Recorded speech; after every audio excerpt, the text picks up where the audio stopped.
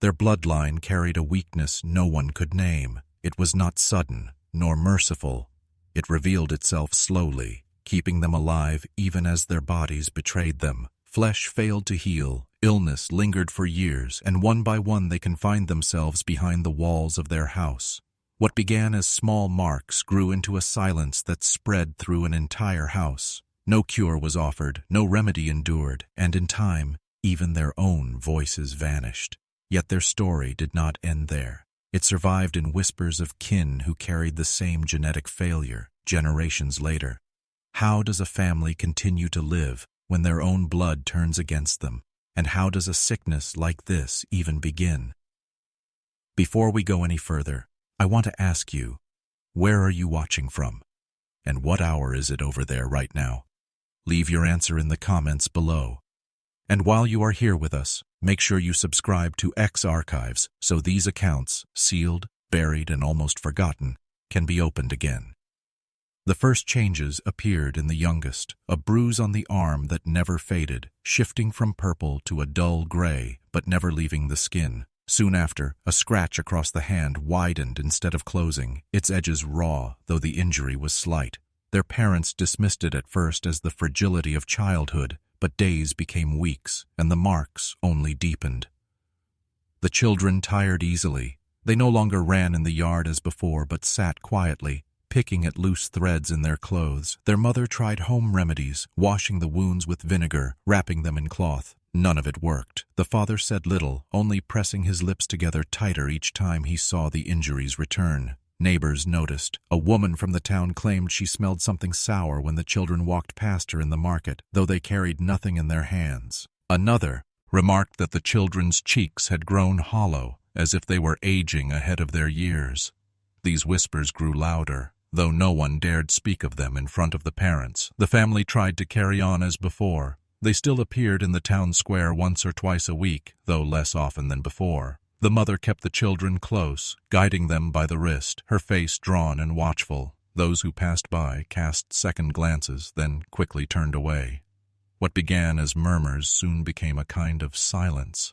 Neighbors lowered their voices when the family walked by. Conversations ended quickly, replaced by folded arms and narrowed eyes.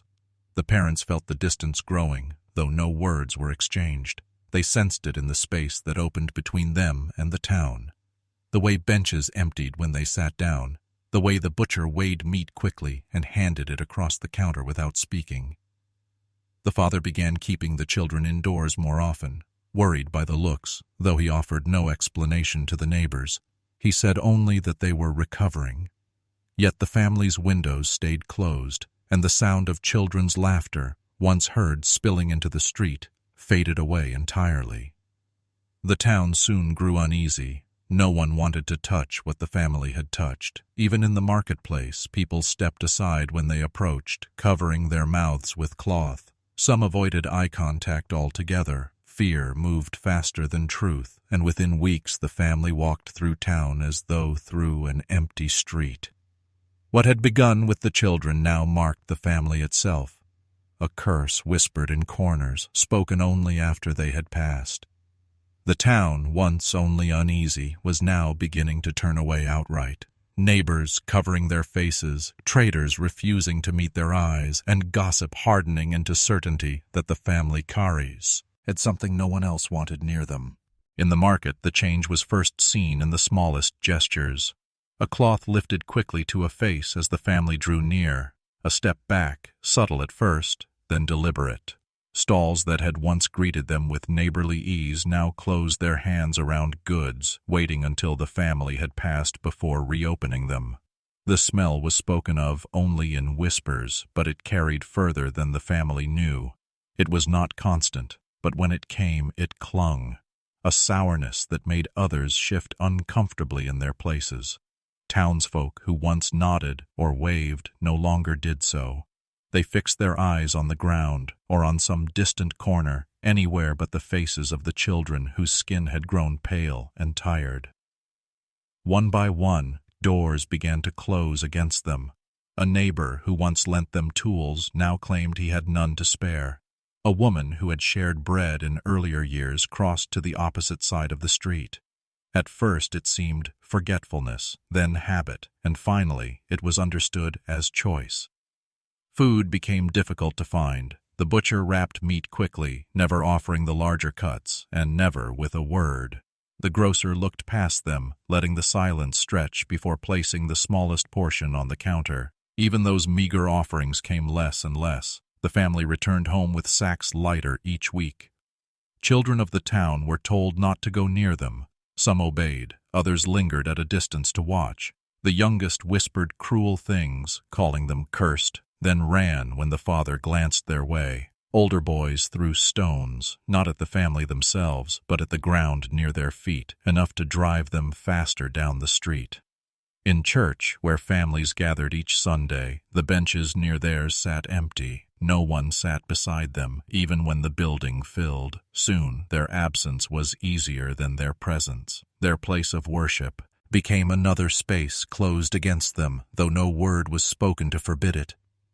The silence from neighbors grew heavier than any insult. The mother held her head lower when she walked, pulling her children closer to her side. The father spoke less with each passing day, his jaw tight, his hand firm on his son's shoulder when anyone came too near.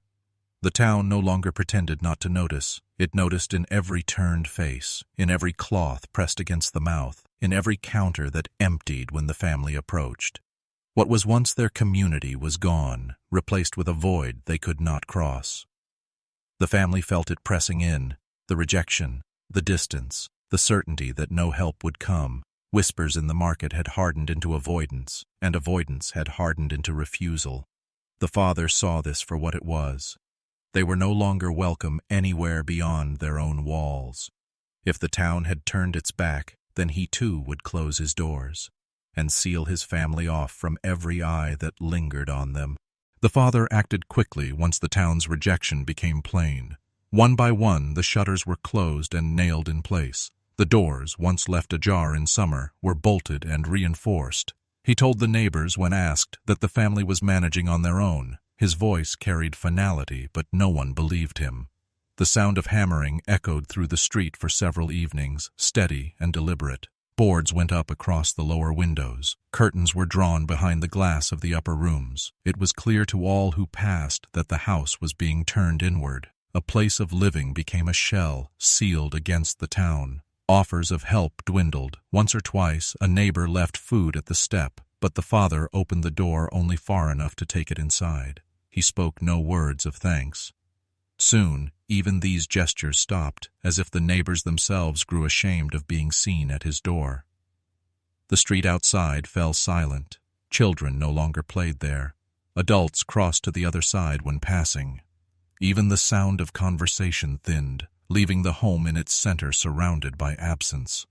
To those who lived nearby, it seemed life inside had been locked away. From within, only faint traces revealed that the family still remained. A wisp of smoke at dusk, a dim glow from a lantern through a crack in the shutter. At night, footsteps could sometimes be heard on the wooden floor, but never the sound of voices. The house no longer felt like part of the town, but something apart, closed, withdrawn, and guarded. Rumors spread quickly to fill the silence. Some said the father was hiding his family's shame. Others claimed the illness was contagious, and that he was attempting to prevent it from escaping. No one knew the truth, and the father never explained. His refusal to speak, his avoidance of every question, only deepened suspicion. Neighbors who once called him by name now referred to him only as the man at the shuttered house. He had become a figure more than a neighbor, a presence that stirred unease simply by existing among them. His determination to keep eyes away was total. He had raised walls not of stone, but of silence, and they held. Yet not all within the family shared his resolve. For though the father had sealed the house and barred its windows, there were moments when another face appeared, brief, fleeting, and different. The mother did not follow his example completely. She lingered behind the glass, her grief visible even through the darkness. Unlike her husband, she could not hide the weight of despair. Neighbors began to notice her hollow gaze at the window, a silent presence that unsettled them more than the father's silence ever could. It was the mother, not the father, who broke the silence of the shuttered house. Once or twice, neighbors saw her at the window, her figure dim behind the glass. She did not move, did not wave, did not speak. She only stared at the street below, her face drawn and hollow, her eyes seeming to search for something that would not return. Those who noticed her felt unease. One woman crossing the street caught her gaze and quickened her step, clutching her basket tightly against her chest. A man leading his mule looked up, saw her figure at the window, and looked down again at once, pretending he had seen nothing at all. To meet her eyes was to feel the weight of a plea no one wished to answer. The children were rarely glimpsed any longer. The mother's presence became the only sign of life inside, though she showed no strength, no anger, only a quiet emptiness. Some whispered that she appeared thinner each time she was seen. Others swore that her face carried the look of someone who no longer expected to be helped. She stood most often at dusk, when the street below was busiest, yet still she did not speak. Once her lips moved faintly, but the glass muffled whatever words she might have formed. A neighbor passing by slowed his step, wondering if she was calling for help. He lingered a moment too long and felt her eyes fix on him. He turned and walked faster, unwilling to know what she might have said. The father's silence was cold and deliberate. The mother's silence was heavier, filled with despair. It unsettled the neighbors more than locked doors or nailed boards. They could ignore the father's refusals, but the mother's stare seemed to accuse them without a word. Over time, fewer people looked up at the window. They crossed the street before reaching the house or passed quickly with eyes on the ground. Her figure at the glass became something half expected and half voided, a presence that remained long after one stopped looking. Inside, she watched the town withdraw, her own world shrinking to the walls of the house. She had been part of the same community, had bought bread at the same market stalls, had once shared greetings at the well. Now she stood apart, pressed behind the glass, her gaze following neighbors who would not meet her eyes. The house, sealed from the outside, had turned in on itself. What the neighbors saw was only her silence. What they did not see was what unfolded behind her. Children lying restless, skin pale, small marks spreading where they should have healed. It was not just despair that hollowed her face, but the slow unraveling of her family within those walls. For while the neighbors looked away from her grief, inside the home, the children's condition worsened with each passing week, spreading in ways no one outside could imagine, a sickness that deepened in silence. The mother could no longer hide what was happening inside the house. The children's marks did not close. Instead, they widened, creeping slowly across their skin. New sores appeared where no injury had been, as though their blood itself no longer carried the strength to mend them. What should have healed in days lingered for months, becoming part of their bodies rather than passing away. The house grew heavy with it. Sheets were stained, not with blood alone, but with the residue of illness that clung and would not wash out. The air turned sour, an odor that drifted even through the cracks between boards. The mother tried to mask it with vinegar, with smoke from burning herbs, but nothing held it back.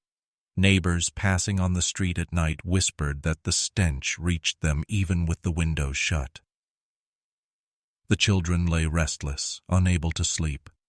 They shifted on their beds, scratching at their skin in quiet desperation. Their whispers filled the night air, not loud enough for words to carry, but enough for the mother to hear their unease. She moved between them without pause, replacing cloths, adjusting blankets, keeping the lantern lit when darkness became too much. The father spoke less each day. He lingered by the boarded windows, listening to the murmurs outside, his expression fixed in grim silence. He refused to let the children leave their rooms, insisting that no eyes should see them. His word was final, and the mother obeyed, though her eyes betrayed the weight she carried. Inside, secrecy was their only shield. They had become prisoners in their own home, not because of walls, but because of fear. Fear of what the town would say, fear of what would be done if the truth escaped. The father warned his wife not to call for help, not to let anyone through the door. He said the neighbors already thought them cursed, to show the children's wounds would only confirm it. Still, the signs were undeniable. Smoke no longer masked the smell. Doors no longer concealed the faint sounds of suffering. The house became a place people crossed themselves when walking by. Some claimed they heard the children's voices through the walls, begging in tones too faint to make out. Others refused to look at the house at all, convinced that even a glance could carry misfortune. The town began to speak of a curse in hushed voices. They said the blood itself was rotten, that the family had carried something in their veins too long. The word inherited spread in whispers, though no one dared say it within earshot of the father. At last, one man from the county, a physician, was persuaded to enter. Perhaps it was pity, perhaps duty, or perhaps curiosity. No one knew his reason, only that he stepped through the door the father had long kept barred. When he emerged, pale and shaken, he carried the truth back into town, not in his words, but in the silence that followed, a silence that said the sickness inside was worse than anyone had imagined. The father did not summon him. The doctor was persuaded by others in town who argued that someone with training should see what lay behind the shuttered walls. He arrived reluctantly, his bag in hand, his expression drawn, and the townsfolk who watched from a distance wondered whether he regretted stepping forward at all. The boards were loosened just long enough to let him in. Those outside caught only a glimpse. A lantern raised, the father's grim face.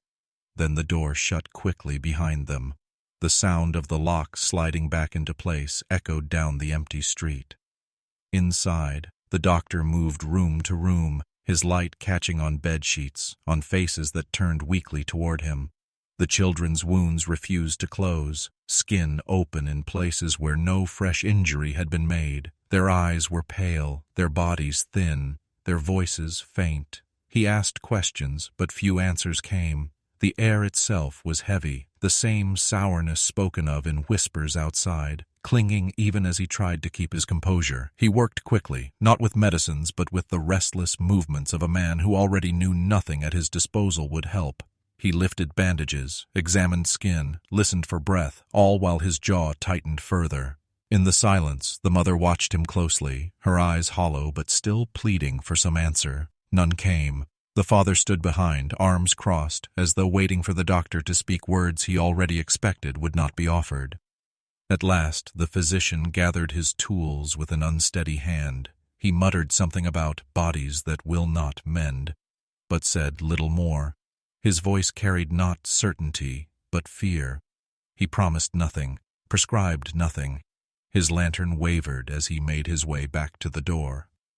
When it opened again, the doctor emerged pale, his eyes fixed on the ground. Those who had waited outside asked questions, but he gave no reply. His lips pressed together, his head shook once, and he walked quickly down the street. His bag clattered against his side, and he did not look back. From that day forward, he never returned. The family was left to themselves, and the silence of the physician spread further than words ever could. People spoke of his visit in fragments, how he appeared older as he left than when he had gone in, how his hands trembled as he reached for the clasp of his coat, how he refused to answer even the simplest of questions. His muttering about bodies that could not heal was repeated again and again, each retelling sharpening the unease. Without guidance, fear grew. The town had looked to the doctor for explanation, for reassurance, and he had given none. If he could not name what he saw, then the sickness must have been something worse than ordinary, and if he would not return, then no one else dared approach. Without medical aid, even the town grew afraid of being near them. The family's silence was now matched by the silence of those outside, and the distance between the two would soon become unbridgeable. By the time summer turned, the town no longer pretended the family was one of its own. Rumors, once whispered in corners, hardened into quiet certainty. Parents told their children not to walk the street where the house stood. Some children obeyed, others dared each other to pass by, but even the boldest would not linger long. They spoke of the stench in hushed tones, then fled before it reached them. In the marketplace, their name was no longer spoken aloud. Shopkeepers who once called it out when tallying accounts began to mark their ledgers with only a line, or nothing at all. Meat was cut for others, fruit weighed for others, but when the family appeared, the stalls closed their hands. The few items placed before them were smaller, older, given with eyes averted and hands drawn back quickly, as though even the exchange of coins might carry something across. Neighbors avoided passing the house in daylight. They crossed to the far side of the street or took longer routes through back lanes. At night, no one walked that way at all. Doors were shut firmly, lamps turned low. If voices rose inside, they were drowned out by silence outside. The church, once a place of gathering, offered no welcome either. Families found other reasons to avoid the pew near theirs, until it stood empty week after week. In time, the family stopped coming altogether, and their absence was met not with questions, but relief. To ask where they had gone would have been to admit unease, and no one wished to claim knowledge of them. The father's reputation, once steady, if unspeaking, became a shadow. Men who had worked alongside him in the fields spoke no more of his name. The mother's face, seen briefly at the window, became something people swore they had imagined. The children, once heard in play, became figures recalled only in stories meant to keep others away. The family had not left, but to the town they might as well have vanished. Their presence became absence, and absence became something heavier than hostility, erasure. To acknowledge them at all was to invite suspicion. It was safer to speak as though the house had never been filled. Yet within those walls, life had not ceased. A faint glow still showed at night, and sometimes the muffled sound of movement drifted outward. Those closest to the house noticed the curtain shift, a door creak, the brief thud of a chair across the floor. But no one wished to look for too long. The silence outside became a wall, one the family could not breach. And inside, with each week that passed, the distance from the town grew greater. The shops no longer served them fully. The church no longer counted them. The neighbors no longer called to them. What remained was only what they could keep within their home. Survival was now a matter of what little they had left. And soon, even that would be shut away. For the father was preparing to seal the family in completely, turning the house into a prison of their own making. The father's resolve, once spoken in half-truths to the town, hardened into action. One evening, the sound of hammering returned, but this time it was not for shutters alone. Neighbors passing on the far end of the street heard nails driven deep into the doorframe, one after another, until the echoes seemed to mark a boundary between the home and the world beyond it. The front door, once a threshold for market days and visits from kin, became a wall of wood. He sealed it with boards placed diagonally, fastened so tightly that not even a hand could slip between. Windows that had shown brief shadows of movement were darkened fully, their cracks stuffed with cloth, their frames reinforced with planks. The house no longer looked lived in but entombed, a place meant to keep everything within from ever escaping. Still, faint signs of life remained. At dusk, the glow of a lantern leaked through a splinter in the boards, a narrow strip of yellow trembling against the night.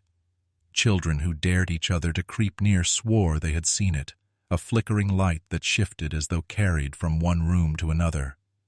By morning, only darkness remained. Smoke from the chimney was the strongest proof. It rose in thin columns on cold mornings, spreading into the air before dissolving into nothing. To see it was to know they still lived, though no voice or figure confirmed it. Each wisp became a message to the town. The family had not yet given in. But it also carried a warning, for the smoke was said to hold the same sourness that clung to their clothes, a scent sharper than wood fire alone. The street outside grew quieter. People no longer lingered near the house. Those forced to pass did so with their heads down, quickening their steps. A few crossed themselves, though the church had spoken nothing of curses. In silence, the house pressed down on the town like an unspoken accusate. Inside, the family's world shrank further. The father carried food from storerooms to the children's bedside, rationing what remained. The mother moved through rooms with a lantern, its dim circle of light revealing faces grown thinner, more restless. They had closed themselves off for safety, but safety gave way to suffocation. Walls, once built to shelter, became barriers they could no longer see past. The silence they forced upon themselves was imperfect. The house groaned with footsteps, the floorboards giving under restless movement. Sometimes a chair scraped across the floor, or a pot clattered faintly in the kitchen. These sounds were rare, but enough to remind the neighbors who listened that the family was still inside, sealed but not gone. Yet silence could not hold entirely, for as the weeks passed, other sounds began to emerge, sounds that carried beyond the walls despite every board and nail. At first it was faint, uncertain, mistaken for the creak of wood.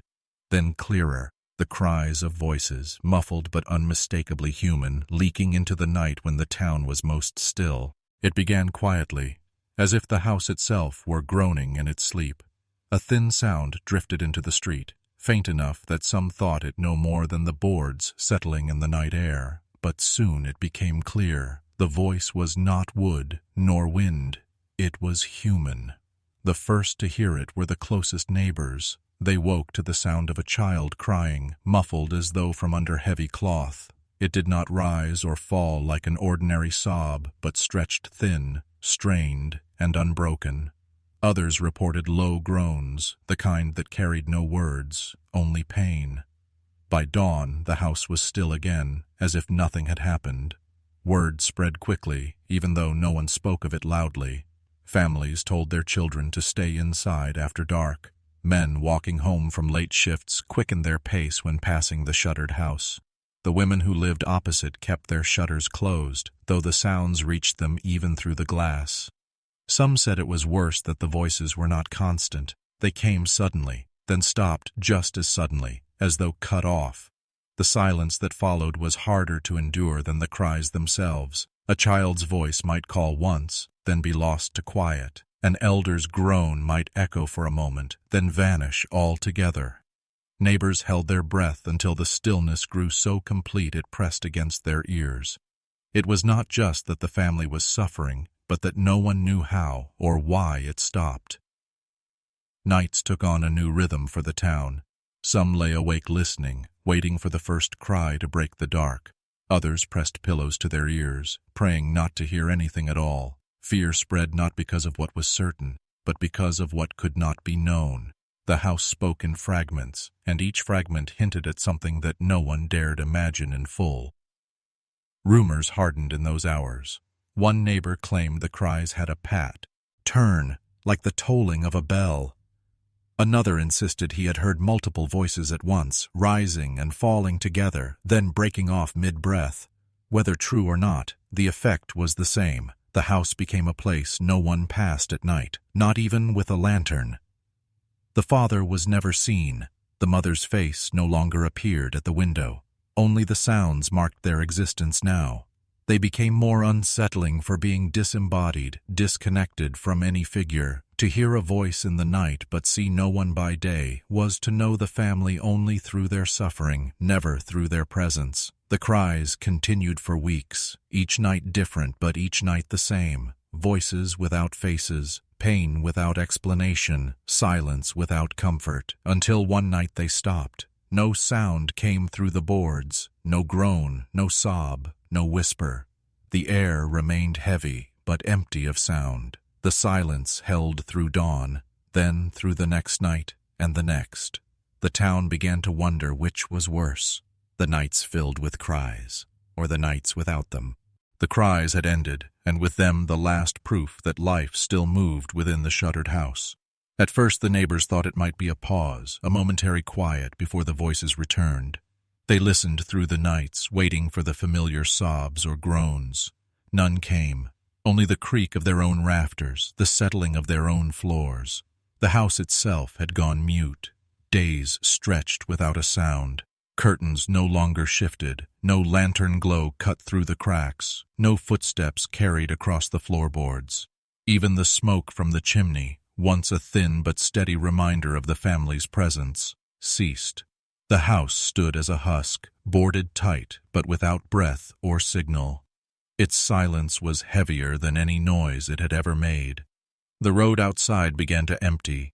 Where once children dared each other to linger, now even they stayed away. Parents pulled them back if they wandered too near, some even crossing the street before reaching the place. Travelers from out of town, unaware of its history, slowed at the sight of the sealed home, puzzled by its appearance. But they too quickened their pace when they realized no one else walked that stretch. Neighbors avoided speaking of it openly. They feared their words might carry further than they intended, that to say aloud what they suspected would invite it closer. Instead, the house existed in silence, both inside and out. Those who lived near it felt its presence more keenly than ever, a constant weight pressing from across the road, daring them to acknowledge it. Some claimed to have seen faint movement, a shadow passing behind a board, a flicker of light that might have been a lantern, but these were more hopes than certainties.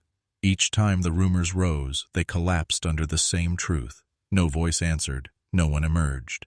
Whatever had been happening within, it was now hidden completely. Unease spread. Add wider.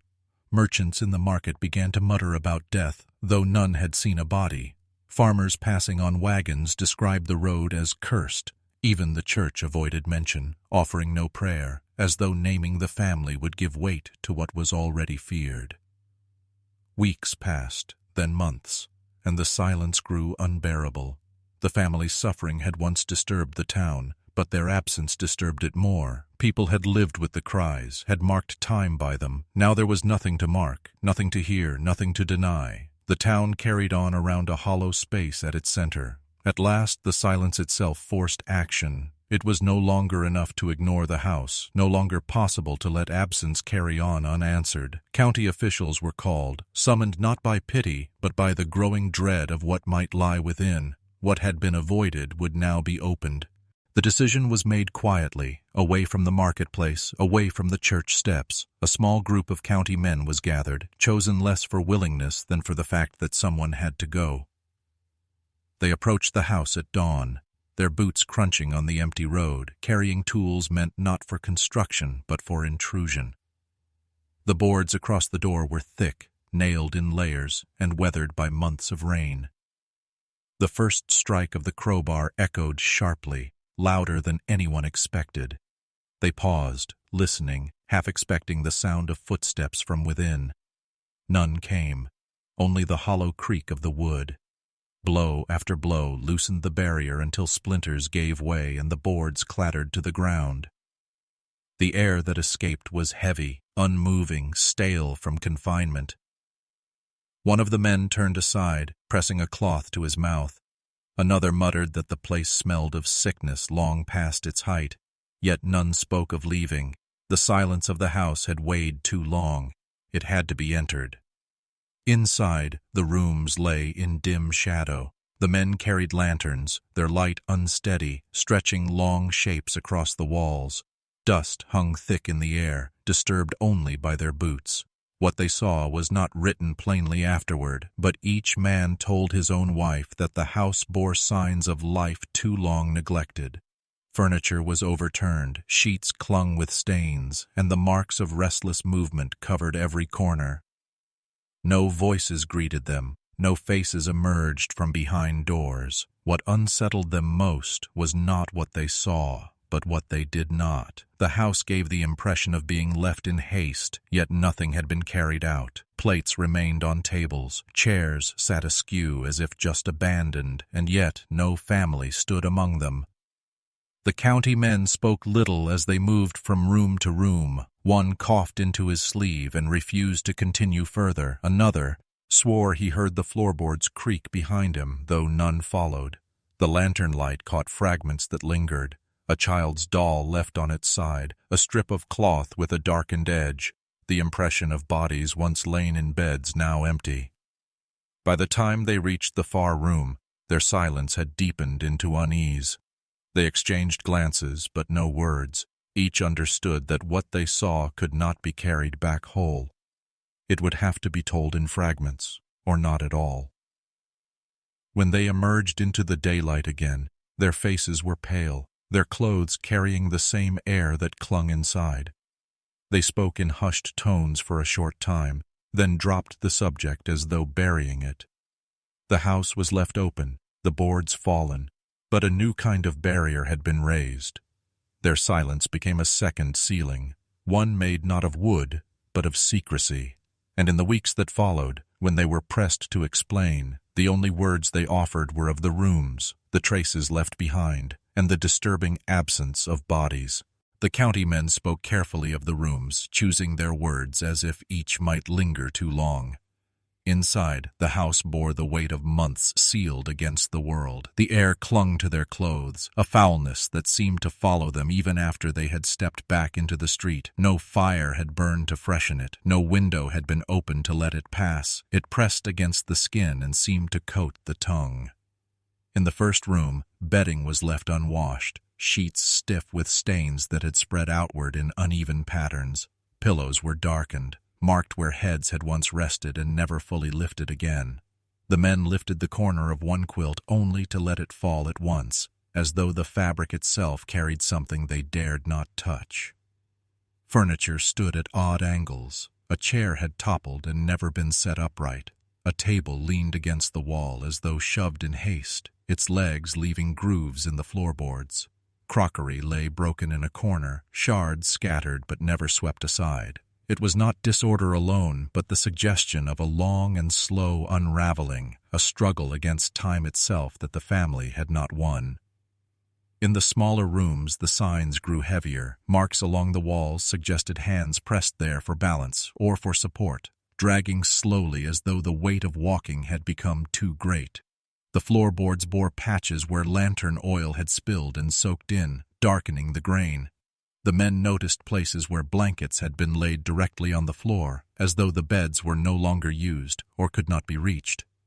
Everywhere, the smell lingered. It was not the sharpness of fresh decay, but something older, sour, and clinging, a residue of illness that no cleaning could have lifted. One man later said it was like walking into the memory of sickness itself, a place where air carried not life, but the echo of its absence. Yet, for all these signs, the house was empty. No bodies lay in the beds, no figures slumped in chairs. The men searched each room twice, even a third time, unable to believe that such a place could stand without a living or dead soul inside it. But it was so. The family was gone. Only their presence remained in objects, in stains, in the air that would not clear. They left the house in silence, each carrying with him a piece of what he had seen, but none speaking it whole. What had happened inside those walls seemed beyond words, beyond explanation. And so the absence itself became the most disturbing fact. A family once shut inside, now vanished without trace. Without explanation, rumors filled the void of truth. The town, left to guess, began to weave its own stories of what became of the family, each more unsettling than the last.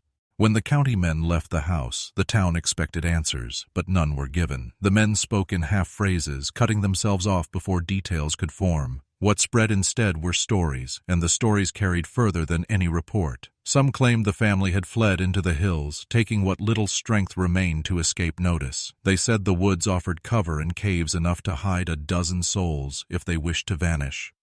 On quiet nights, a few swore they saw lantern light flicker in the tree line, proof that the family still lived somewhere above the town, watching from the dark. Others believed no one had escaped at all. They whispered that the county men had returned under cover of night, carrying shovels rather than lanterns, and that the family had been laid in unmarked graves beyond the churchyard. They argued that the silence of the officials was not caution, but guilt, that the burial had been done in secret to keep the town from panic. Still others told it differently. They said the family had never left the house at all, that what the officials found had been too disturbing to describe plainly. In this telling, the bodies were removed before dawn, carted away in wagons that never entered the marketplace, taken to ground no one could point to. When asked for proof, the storytellers only shrugged. Proof was not needed when silence carried so much weight. No graves were marked, no names were written again in church records. Their absence became its own kind of record, one that required no ink. The town carried on as though the family had been erased, and in a way they had. Conversations ended when their name was spoken, glances shifted when their house was mentioned. It became easier to leave them unspoken than to admit how they had once lived among the rest. Children born after knew only fragments. They heard the house described as Curs. Ed, the family is sick, but no one told them the details. It was enough to know that to linger near the empty street was to invite unease. The younger generation accepted the story as fact without ever knowing the truth, and so the silence deepened. Yet erasure is never complete. Families in town remembered, if only in their own homes, the look of the children in the marketplace, the mother's hollow stare at the window, the stench that clung when the family passed. Memory persisted, even when words did not. And over the years, when illness struck elsewhere, when a wound failed to close, when an infection spread too quickly, whispers returned. Some traced the bloodlines quietly, back through cousins and marriages, until they reached the same name no one was supposed to speak. The family's absence had become law, but bloodlines cannot be erased as easily as names. It was then, years later, that rumors began again, distant kin showing the same strange weakness, the same failure to heal, the same shadow of sickness thought to have vanished with the sealed house. Time dulled the memory of the sealed house, but it never erased it. A generation passed, then another, and still the story lingered in the margins of conversation. Most avoided the subject, preferring silence to remembrance, yet silence could not stop what began to surface again. It started with a boy from a nearby farm whose cut hand refused to heal. The wound scabbed, then reopened, lingering far beyond reason. His family dismissed it at first as infection, but when neighbors heard, the old story was whispered once more. They said the boy's grandfather had married into a line not often spoken of, a name tied to the family that had vanished. Other cases followed. A young woman in the town fell ill after a fever and never recovered her strength. Her skin grew pale, her body wasting though she was barely grown. Those who traced her family line whispered that her great-grandmother had been kin to the same blood. The name was never written, only muttered, always with unease. These murmurs began to form a pattern. Illnesses that lingered, wounds that spread instead of closed, frailty that did not match the age of the sufferer. All were tied, however faintly, to families with distant ties to the vanished. What had once been confined to a single home seemed now scattered, diluted, but still present. Some in town dismissed it as coincidence. They argued that sickness touched every family, that misfortune needed no curse to explain it. Yet others remembered too well the smell that had carried on the air when the children passed by, the hollow eyes of the mother behind the glass, the silence of the county men who left the house without answers. To them, the pattern was undeniable. Quiet tracing of bloodlines began, not officially, but in whispers between neighbors. Family names were examined, marriages recalled, cousins counted back through time. The further they looked, the memnomsayant, or often the same branch appeared. It was as though the sealed house had left roots that wound invisibly through the valley, surfacing only when sickness gave them form. Fear followed these discoveries. Families once thought respectable found themselves under suspicion, whispered about when illness struck. Parents grew wary of marriages that linked too closely to certain names. Children who fell ill carried not only the burden of sickness, but the shadow of an old story they had never seen.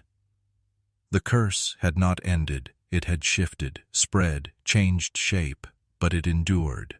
What had been locked within the walls of a single house now walked quietly among the living, hidden in veins, waiting in silence until it revealed itself again. What was once locked inside a single house now lived scattered among the living, and though the house itself stood empty, the blood it sheltered had not vanished. It continued, unbroken, passed down through descendants who bore the same shadow of decay. Years passed into decades, yet the story of the family never fully disappeared. Even when the house was torn down and the road built over, whispers clung to the valley like smoke that refused to lift. People no longer spoke their name openly, but their shadow remained, and with it came the stories of kin who showed the same troubling signs long after the house itself was gone. Neighbors told of a farmer's son whose cuts lingered weeks longer than they should, the edges reddening, refusing to close. A seamstress, still young, whose skin grew mottled after a simple fever and never regained its color. A child in the schoolhouse whose sores spread so slowly yet never seemed to end. Each case alone might have been dismissed. Together, they carried the weight of memory. The explanation was never written plainly. Doctors spoke of weakness, of infection, of conditions they could not name with certainty. They gave instructions, they prescribed rest, but behind closed doors they admitted unease. The patterns were too familiar, the illnesses too persistent. What had once been confined to a shuttered house seemed now to surface in scattered homes across the town and beyond. Families traced their own lineages in silence, counting back cousins and marriages, uneasy when the past led them too near the vanished family. Some prayed the connection was distant enough to keep them safe. Others feared that even distance was no protection, that what flowed in the blood could not be thinned away. The town carried these suspicions in quiet dread. To speak of them openly was to revive a story no one wished to claim. Yet the silence could not erase what the body revealed. When wounds lingered too long, when sickness spread too fast, the whispers returned. Always they returned. For the curse was never truly broken. It lived in the veins of those who carried it unknowingly, a weakness past us. From parent to child, silent until it appeared. Some lived whole lives without it ever surfacing. Others felt its weight from youth, their bodies betraying them slowly. No pattern could be trusted, no certainty given. It was not fate for all, but possibility for many. The story that began in one household had become a story of inheritance. Not of land, not of name, but of blood. And blood is the one inheritance that cannot be refused. Even now, stories circulate of families marked by it. Illnesses that stretch too long, infections that defy treatment, bodies that seem to waste while still alive. No doctor has explained it fully. No record has captured it whole. But the town remembers. It remembers the smell that clung when the children passed. It remembers the cries in the night, and the silence that followed. It remembers the officials who entered the house and spoke no more of it. What the doctors would not explain, the town carried in memory. A family who rotted alive, not in death, but in life. Their bloodline sealed in silence, yet never ended. And as long as their descendants walk among the living, the curse endures, unspoken, unbroken, and waiting. If you want more of these hidden histories uncovered, make sure you like this video and subscribe to X Archives so these stories, sealed, buried, and almost forgotten, can be told again.